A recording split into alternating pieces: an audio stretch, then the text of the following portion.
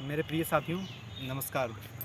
मैं दीपक पांडे आपको कुछ एक टॉपिक बोलना चाहता हूँ। जैसे ही हम लोग जानते हैं कि जब हम मेहनत करते हैं तो हमें प्रसिद्धि प्राप्त हो जाती है। थोड़ी थोड़ी मेहनत करने के बाद में एक अच्छा नाम और एक अच्छा मुकाम हासिल हो जाता है। किंतु कोई भी चीज़ हमेशा तो नहीं रहती। तो एक जब वो मुकाम हमें हासिल हो जाता है, उसके पश्चात कुछ समय पश्चात वो प्रसिद्धि ख़त्म होने लगती है, वो मुकाम ख़त्म होने लगता है, वो हमारी चमक ख़त्म होने लगती है।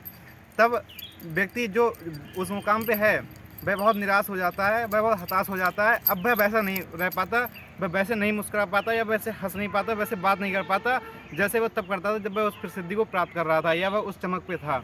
तो मैं आपको बताना चाहता हूँ कि हमें कैसे वो मुकाम हासिल कर वैसी चमक बनाए रखनी है, वैसी प्रसन्नता रखनी है, अंदर से हमारे भाव वैसे ही रहें। ये हम कैसे कर सकते हैं, ये मैं आपको यूनिवर्स से रिलेट करके बता रहा हूँ।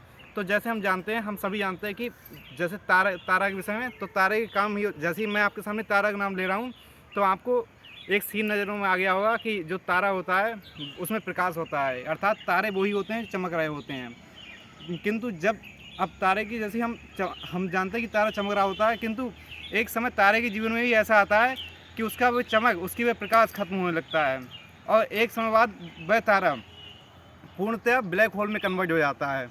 अब वही तारा वही ब्लैक जो अब जो ब्लैक होल है वो वही तारा था जो कभी बहुत ज़्यादा रोशन था, यानी उससे बहुत सी रोशनी जो है निकल रही होती है, बहुत ज़्यादा चमक पे था।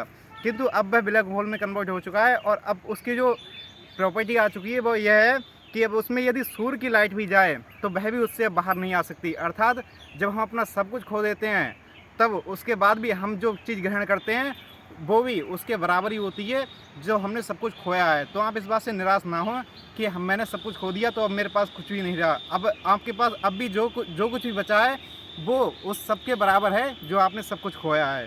अर्थात चीज़ें हमेशा बैलेंस रहती हैं, कभी भी कोई चीज़ें ख़त्म नहीं होती या कभी किसी चीज़ की कमी नहीं होती। इसलिए आप निराश ना हो, हमेशा प्रसन्न रहें।